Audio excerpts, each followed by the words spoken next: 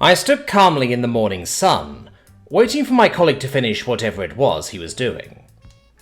Standing atop a concrete slab under a tarp of some kind, fiddling with some kind of clearly mechanical device.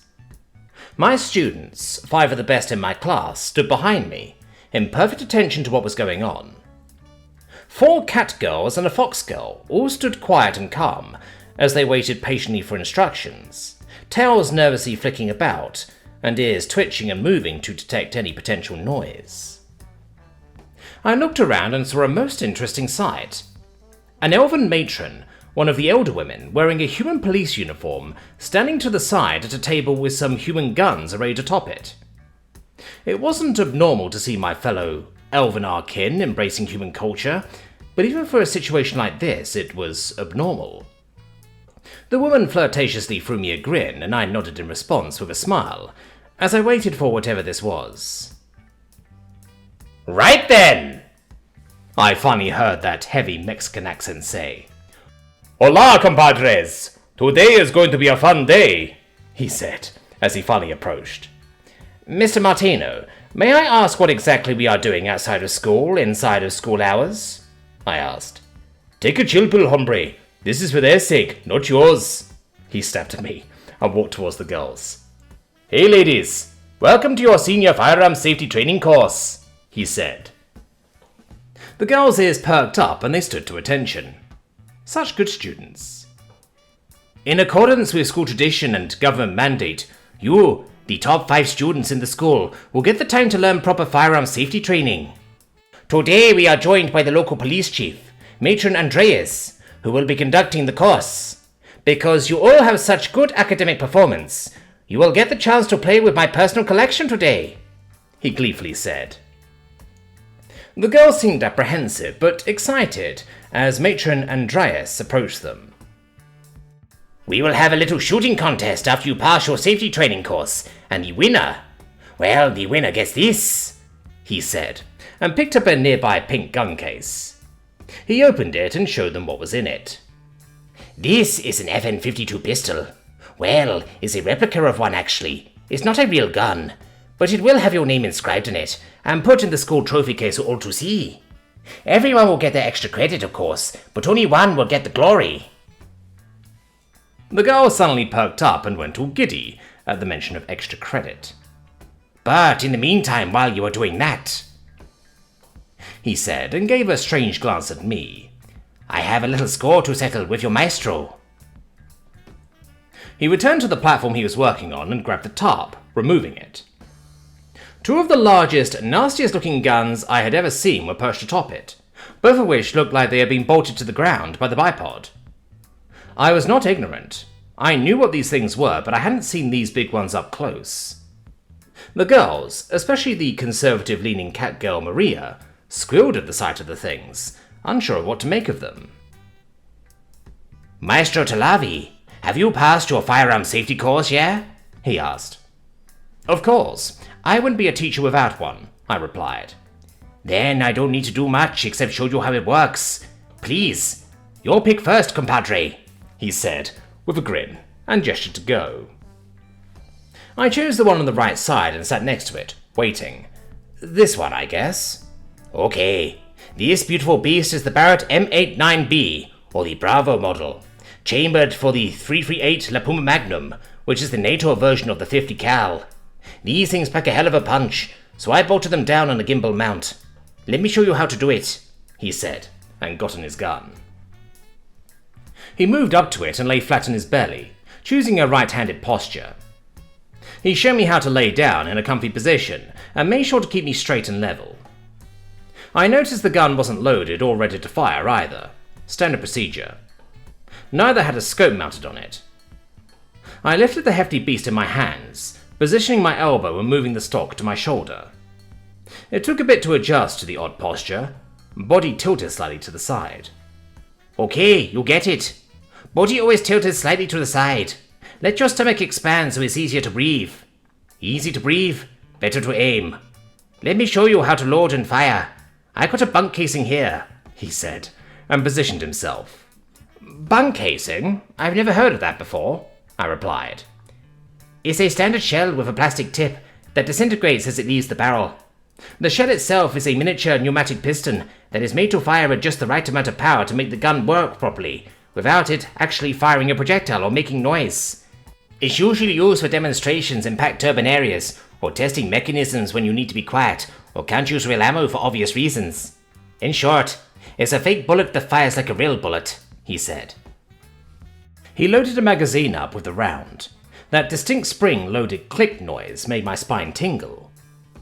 He lifted the gun up, slid the magazine in the slot and locked it in place. He pushed the bolt forward, then locked down. It was loaded. "Test fire!" he yelled out, then pulled the trigger. The gun fired. A bit of recoil forced the barrel back. It was little more than the pop of a firecracker, and it didn't seem to break anyone's stride. "Okay, reach, bolt up, pull back, eject shell, bolt back, down. You got that?" he asked. I nodded silently and repeated his actions on my rifle. "I think so." "Okay, fantastic. Now we get to the hard part. Gotta calibrate your sights," he said. He got up and retrieved 2 scopes from a nearby case and handed me the smaller, fatter-looking one. "You got them L5s, yeah? That's why you get the 2 times ACOG, and I get the 12 times SUSAT. We got to calibrate them and set them so we are on the same level. Got to make it fair, right?" he said with a strange grin. Yeah, good point," I said. He slotted the sight onto the top-mounted rail on my gun and helped me set and range it. He was correct. My eyesight was far greater than his, and it took us a bit of time to properly calibrate the scopes. "There, that last target downrange, top of the hill. Can you read the rating on it?" he asked. "No, I can't. It's blurry for me," I replied. "Then we got about the same. It's blurry for me too. Okay, give me a minute. Let me go get the ammo," he said, and left for the nearby table. I took the chance to look over where the girls were. Each one had a set of specially designed headphones atop her head, covering her ears. They were engrossed in their lesson, the officer showing them how to hold a pistol properly. He returned in earnest with 10 magazines for each of us, gently setting them down. He got settled into his spot and loaded a mag, as did I. "So you hear what happened at Lorelei High School last month?" I asked. "Oh yeah, professor of the history class took his kids on a field trip in a tank, right?" he said, as he readied his gun to fire. "Yep, now the whole school goes on field trips. The GPA in the area skyrocketed when the kids learned they needed higher grades in order to participate. It's like a fire of discovery was lit under them," I said, racking a shell. "Yeah, you give people incentive to excel, they do. Funny, huh? Target is 800 feet due north, wind south by southwest at 5 miles per hour, gravity at 9.8, elevation from firing point at 183 feet. See that? 12 of them," he said. "Are those the discarded urns from the pottery class?" I yelled in surprise, at the sight of 3 shells in a line, each one packed with pottery. "Hey man, I did say they wouldn't go to waste. Ha!" He laughed with sarcastic glee and aimed down sights. "First round don't count. Use it to range your gun first, then we shoot for real." "Okay." I waited for a moment or two, then gently squeezed the trigger. I was not expecting the recoil, the boom, or that incredible feeling of the huge gun going off. My shoulder wrenched itself back, the recoil stopping short only because of the base of the bipod had been bolted to the floor. I had inadvertently taken a deep shock-fueled breath and gasped my surprise as to just how much power was in this thing. The gun going off had my girls reaching to cover their ears and squeaking in surprise at the sound. My gunfire was closely followed by his. I was able to collect my thoughts long enough to see my shell falling short by about 10 feet from the target, whereas he missed by about 4 feet, firing too high. He reached up and twiddled a knob on the scope, then racked another shell. I was not to be outdone here, so I stilled myself and racked a shell too. Just then I heard a very distant crack of thunder, followed by the third shell suddenly having one of its pots explode into a ball of dust. I looked behind me, and despite the distance, nearly a mile off, I could see another man with a heavy rifle peering from a small clearing from atop the hill. I heard a noise from a radio. "Bingo! 100! You're shot, boys!" Crazy bastard insisted he show up. He wanted some practice and I had spare urns, so... Yeah, that's Jerry, Martino said with a chuckle. The art teacher is doing that? He's 2 miles from the target, I yelled in shock. And with that gun of his, he can hit anything within 10 miles. We're lucky he's not showing off today. He's just here for fun, though. This is between you and me, compadre, he said, and gently squeezed the trigger. This time his shell was true, and blasted through the air with force. One of the pots, a blue one with a broken pattern, exploded with force into a plume of blue smoke. Not to be outdone, I fired my own, and even though it was a glancing blow, the sheer force of the bullet hitting the target caused the pot to explode in a plume of purple smoke. 2-1-1! Good shooting, boys! 11 remains! 2 out of 15! Came the crazy art teacher's voice over the radio again. So, did you hear about Marigold High School too? That one in South Dakota? I said. Oh yes! Teacher took his students to a firing range with an anti-tank gun. He did everything properly and even got the principal involved, as he taught a few elves how to play with a cannon, Jerry said from the radio. Boss has put him on admin leave without pay for 2 weeks because he brought them on an unauthorized field trip. The whole school protested to bring him back. They wanted to fire him, but the students and faculty said no, I said. Puta, we all said in unison, and then loosed another volley of bullets. Martino missed his target by 2 inches as the wind shifted. Jerry hit his target center on, causing another pot to explode in a green puff of smoke. My shell missed my intended target due to the wind shift, but hit another instead, resulting in a puff of blue smoke. 3-1-2.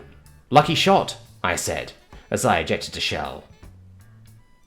By this point, the lesson for the girls had come to a temporary stop, each of them and their warden mesmerized by the display of 3 men at abnormal ranges, taking shots at an array of pottery.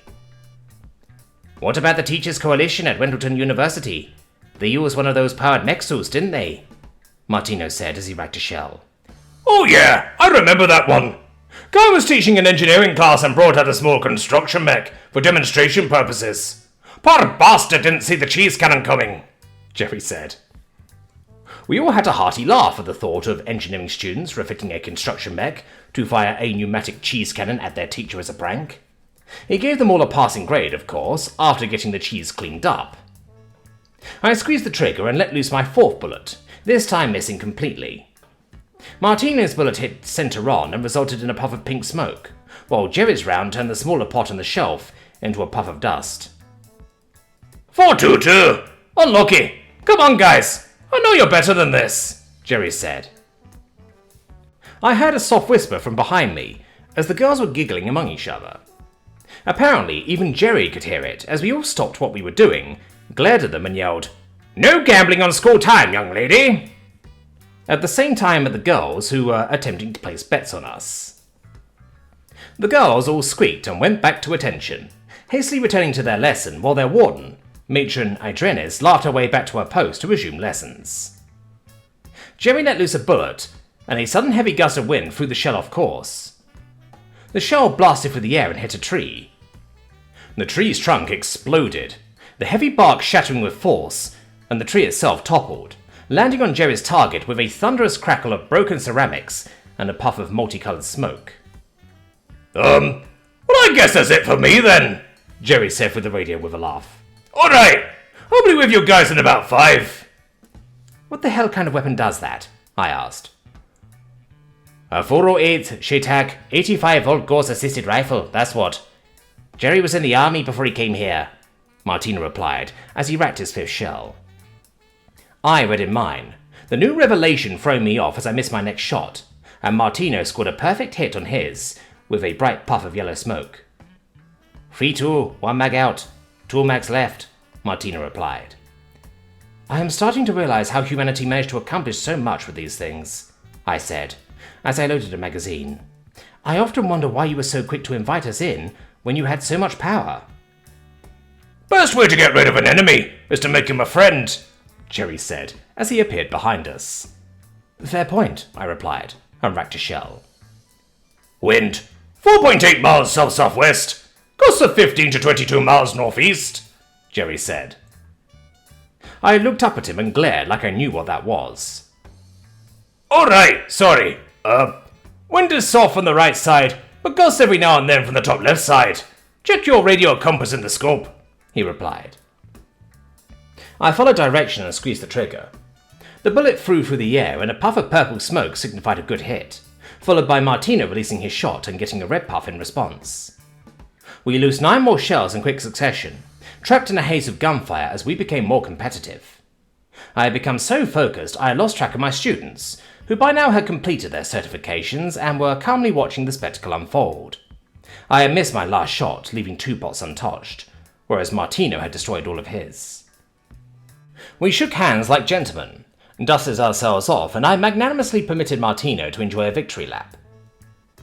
Jerry and Martino then organised their guns and packed the barracks away, for now, to be cleaned later. Martino brought out 5 strange wooden rifles, and handed one to each girl. Ladies, this gun is called the K-98, a rifle used by a faction in Europe during various conflicts, over 300 years old and still in service. It's reliable, strong, powerful, and you lot will be using it for a little competition. Winner take all. Come now to the dugout, he said with glee. Each girl followed, carrying her rifle the way she was supposed to. Stock down, barrel up, hands away from the trigger. They learned well. They went into a nearby bush-covered dugout by a small range nearby. There in the distance were 5 poles. On top of each was a coin facing us. Right, this is how it works. Use the knowledge you have learned, not only from your firearm certification, but also from watching us have our little contest. You have 5 rounds in your rifle, and 5 chances to shoot the coin. The one who gets the coin wins. Clear? Jerry said. Yes, sir, they all responded. Such good students. Each girl had to adopt her own stance, and poor Deborah the Fox girl had to be helped up onto a box because she was so short. They aimed, and Martino held up a sword. He swung the sword down and yelled, "Fire!"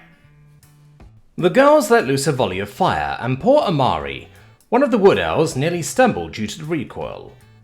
She obviously wasn't expecting it. Once they all got used to the higher caliber of weapon, they readied for a second volley. Martino counted down, swung his sword, and they loosed a volley of fire again. I could see they were all close. Very close, but not quite. They loaded, readied, and aimed. Martino swung the blade down one more time and each girl fired in unison. All 5 coins blew off their poles at the same time. Each girl stood flabbergasted, jaw open and eyes wide at the miracle they just witnessed.